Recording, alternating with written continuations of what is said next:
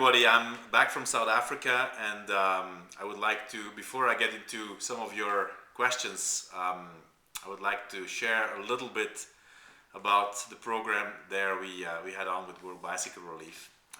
Now, before everybody gets to the holidays, it's obviously the season of the gifts, and I know that for the bike fans, beautiful Trek Padone would probably be one of the nicer gifts, or something that people are wishing for. There's also another kind of bicycles that you can give away, and those are the $134 bicycles, the workhorse bicycles for World Bicycle Relief, which ultimately serve for a lot of people.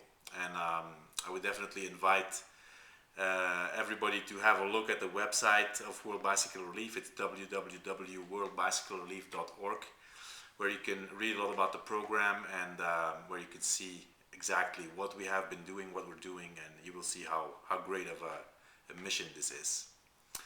I'll get to some of your questions now, and the first question is from Susie from Adelaide, Australia, and it says, Johan, we can't wait for the Tour of Down Under. My husband and I attend every stage. Can you tell us who is racing from Team Radio Shack, and are you coming again?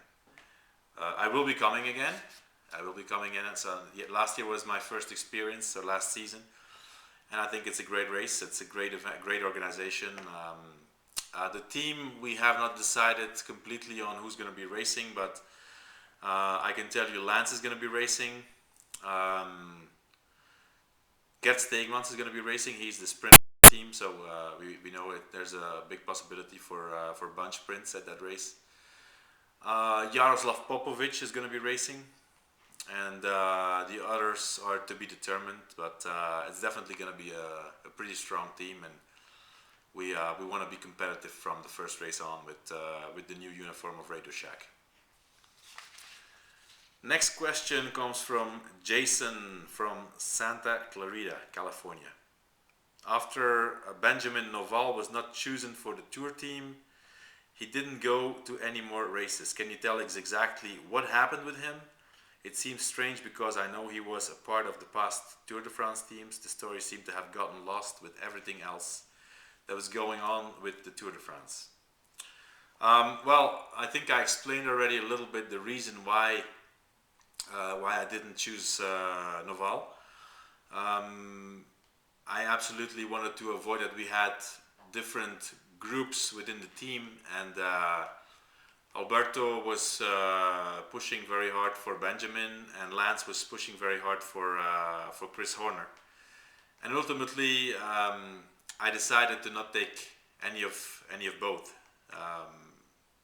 because I thought that, you know, for the unity of the team, it would be better that Noval was not there, and Chris Horner, obviously he was, you know, he came back from an injury from the Giro, and then there were some politics involved in the selection. Also, I had to take a rider from Kazakhstan, but that was the real reason why I didn't take Noval. After that, he was nice enough to comment on his non-selection. I mean, he had kind of talked to me and showed his, that he was very unhappy with it, and I understand that. But afterwards, to go out in the media and really criticize the selection and criticize certain things I have done, I have not really liked that. And for some reason, he said to somebody, I know already that I'm not going to be racing with Johan anymore in the future, and I took that literally. And so after the tour, I didn't select him for any more races, because we didn't really need him on the races, and certainly because there was that conflict between us. So that's the real reason why Noval wasn't selected for any more races on the team. Next question, Johan, do you miss being a professional rider, and if so, what do you miss the most? What have you enjoyed more, directing a team or riding with a team? Well, that's a difficult question, but I don't miss being a professional rider. I think I had my time, And I was when I made the decision to retire, it was a well thought decision. When I'd never regret that decision. At the same time, I also have to say to everybody that being a professional cyclist, being a professional athlete, if you're at a decent level, I think it's the most beautiful job in the world, because you like what you're doing. You're successful. It's really a great life, and as long as things are good physically, I wouldn't recommend to any professional athlete to think about retirement. Another thing is when you don't like it anymore, and when physically you start to be going on a lower level, or you're injured, like it was my case. But what I have enjoyed the most, being a director or being a rider, it's difficult to answer that question, because I had a great time as a professional cyclist, and I still have very, very good memories. And I had a great time being a director, and successfully, maybe I was better as a director. But it's difficult to say what I have enjoyed the most. I think I've enjoyed both, almost in the same way. Next question comes from Ben from Bournemouth, England. It says, Johan, reading your book and watching the way your team works for you, I have changed the way I drive my team through work. I was at the Mont Ventoux this year, and what a stage. My question is, what is the best stage you've ever seen your team perform at the Tour de France? That's a very difficult question. That's it's so difficult to identify one particular stage. I would almost say that the team has been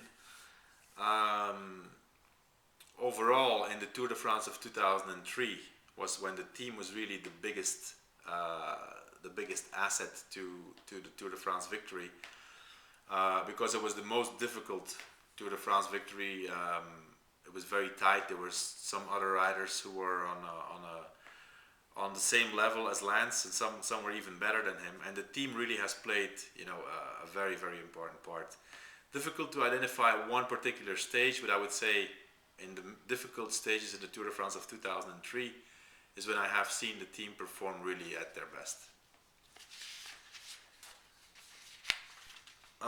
Next question comes from Sean from West Mids in England. Which of the 9 Tour wins was the most memorable for you, and why?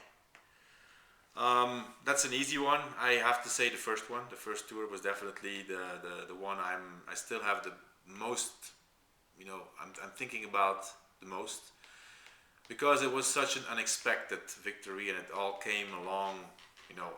We kind of saw it happen. We experienced it day by day, and I wouldn't say it was a surprise to us. It was a huge accomplishment, but it was a surprise to everybody else. So most memorable Tour de France, definitely the first Tour de France in 1999. Next question comes from Ahmed from the Netherlands.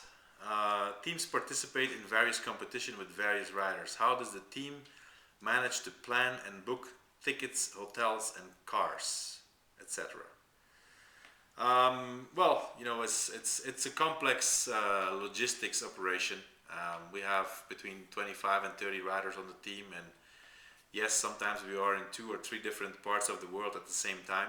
Obviously, we have staff enough for that. We have cars enough, and we have people, secretaries and logistics managers who are really professionals in doing that, and who for them it's a daily routine to take care of that. So it might seem complex, but at the end it's just a job as any else. I think that's it for the questions for today, from the office here in Spain. Time to go home. My next trip, I'm going to the Netherlands on next Monday, where I'm going to meet with my good friend Carl van der Velde, who is a peak performance coach in Belgium and in the Netherlands. We are going to prepare for a seminar in March of 2010, And then the day after, on Tuesday morning, we have a meeting with the directors where we will start to plan the new 2010 season for Team Radio Shack. Thank you very much, and till next time.